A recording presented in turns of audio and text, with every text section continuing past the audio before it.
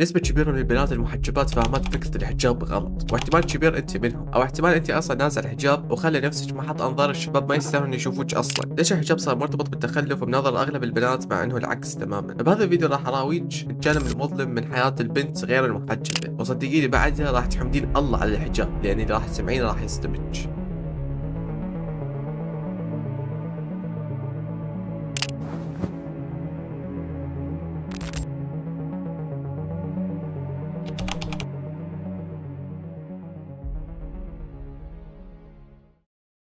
السلام عليكم أيها النركان والنركات. طيب، الحجاب يرمز للنضج والمقام العالي وعزة النفس، بس مع ذلك الحجاب بالنسبة لمعظم البنات يعتبرونه تخلف، والمشكلة مو هنا، المشكلة انه هواي بنات محجبات عندهم نفس النظرة عن الحجاب، يحسون الحجاب شيء إجباري، هو فعلا إجباري، بس يحسوه شيء إجباري فقط لتقييدهم أو التقليل من جمالهم، أو يحسوه شيء مو عادل بحجة الشباب ما يلبسون حجاب، أو يقولون احنا ما لنا غلط، الله عز وجل قال غضوا البصر، يفهموها يعني احنا لازم ما نشوفهم وهم عادي ينزعون الحجاب وراحتهم. اوكي، راح نسأل نفسنا كم سؤال، اللي هم شنو هي نتائج نزع الحجاب وليش لازم تلبسين حجاب؟ جاوب هذول السؤالين بهذا الفيديو.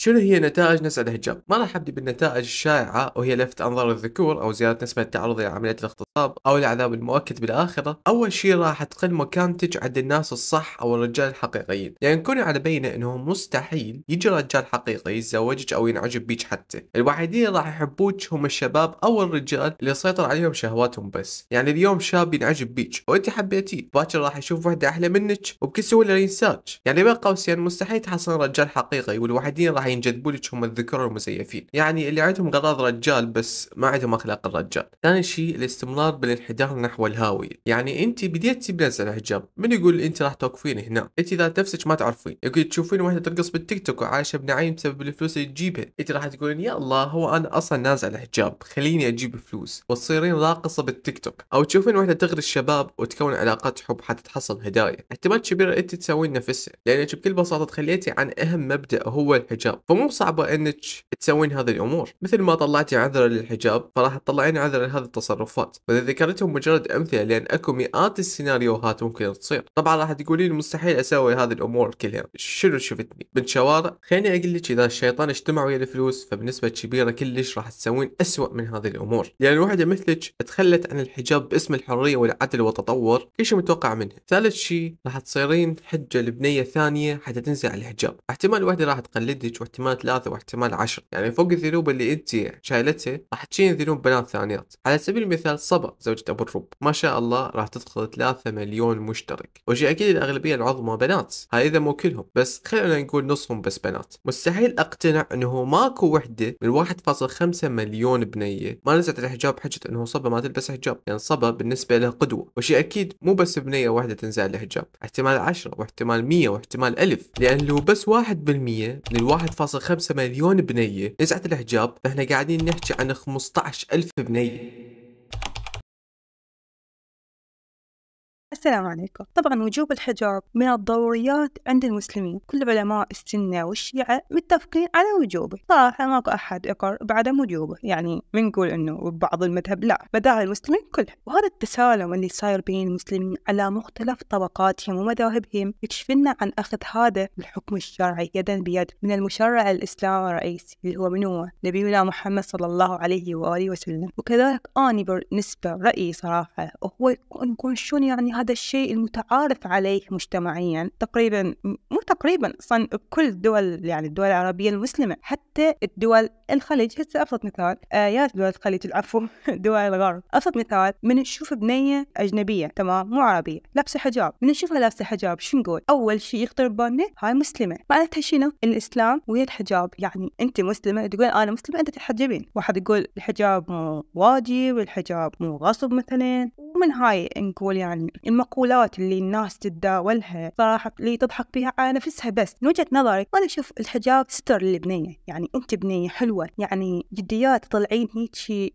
جمال شعرك أناقتك جسمك، حتى يشوفها شخص غريب بالشارع يعني أنت حتى ما تدري شنو يفكر عليك، شنو النظر اللي ممكن ياخذها عليك. أكو بعض الذكور صراحة ماكو يعني نشوف بنية يشوفها غير شيء، يعني ممكن إذا شاف بنية محجبة نقول نوعا ما راح ينظر لها، يعني أغلب تمشي، وأنا أحكي عن تجربة طبعا، من البنية من تمشي بحجابها بسترها تكون أميرة تمشي بالقاع، يعني أميرة تمشي بالشارع ما حد يباوع لها. ما نقول نهائيا ما حد يباوع لها، يعني صراحة أكو ناس مو زينين كولد يعني كشباب، لكن ذولا ما يعتبرون مسلمين، لأن الإسلام كذلك أمرنا بغض البصر، مثل ما البنية أمرها بالحجاب أمر الولد بغض البصر، مو وحدة بوحدة، هي مو منافسة والله أنت ما طول ما تسوي هيك أنا ما أسوي هيك، لا، إذا أحد عارض الشيء اللي نزل عليه المقابل ليس وياه اللي يمشي وياه، إحنا مو قطيع، تمام؟ إحنا كل شخص إلى كيان خاص، إلى رأي خاص، مو أنا والله شفت صديقتي نزعت حجابها أو أنا هم أنزع حجابي، والله الحجاب مو حلو علي، هسه الموضة الجديدة كلها نازعته مطلعة شعر، لا، كل شخص إلى كيان خاص، كل شخص إلى فكر. يعني شنو يعني جديات؟ هسه أنا من أسأل البنية أنت شنو شعورك أنت نازعة الحجاب؟ لأن فلانة نزعته، لأن صديقتي نزعته، لأن بنت عمي نازعته، لأن أنا بجامعة كل البنات بيها سافرات. يعني شنو شعورك من أنت قاعد تمشين ويا القطيع؟ شنو شعورك من أنت ما عندك رأي، من أنت ما عندك مبدأ، من أنت ما عندك شخصية تخليني الرايح والجاي يتحكم بيك؟ جديات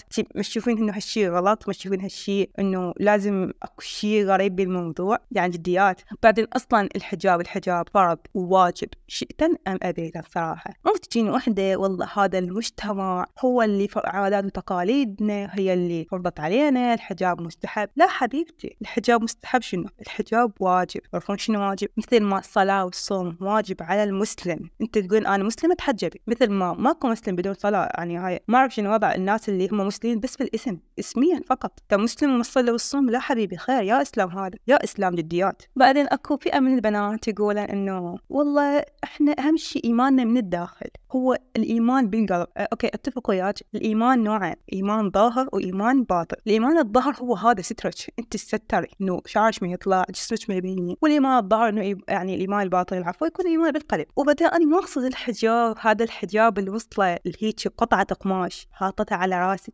طالع شعرك من قدام، رقبتك، ايدك، رجليك، لا، الحجاب يكون عباره عن ستر كامل للجسم، طبعا بينين بس قرص وجهك والكفين، لان احنا نستعمل الكفين صراحه. رجليك ممنوع، يعني حرام تطلعين اصلا، تمام؟ يعني اكو صراحه هواي بنات عبها انه عادي يطلع عن الرجلين والايدين، لا، رجلين حرام يطلع. واي اكو يعني مو من هذا الحد صراحه، مو من جيبي، اكو هواي مصادر وهواي احكام وبكتب كل المذاهب موجود هذا الشيء. هو بشكل عام يكون الحجاب عريض وفتواضع.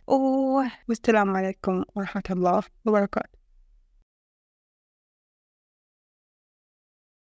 طبعا آسف لأن الفيديو قصير، بس ما أقدر أتعمق أكثر بالموضوع، لأن أول وتالي البنية لازم تتحجب لأن هي تريد تتحجب، وإنما الأعمال بالنيات، وهذا الحكي موجه حتى للبنات المحجبات اللي يكرهن الحجاب. لازم تقتنعين بالحجاب عاجلا أم آجلا، لأن الموضوع مو موضوع واجب وبس. يا أما تلبسين الحجاب وتصيرين ملكة بعيون الشرفاء من الرجال والنساء، يا أما تنزعين الحجاب وتصيرين أداة استمتاع للوسخين وبس. هذا ملخص الفيديو كله. لا تنسين اللايك ولا تشتركين بالقناة، لأن هذا مو محتواي، أنا محتوى تطوير الذات، وإذا يعجبك محتوى تطوير الذات فهذا الفيديو راح يعجبك. ان شاء الله اشوفكم بالفيديو الجاي، ومع السلامة. يا آسف يعني انا كل مرة اقول يا حبيبي يعني، ومع السلامة يا اختي.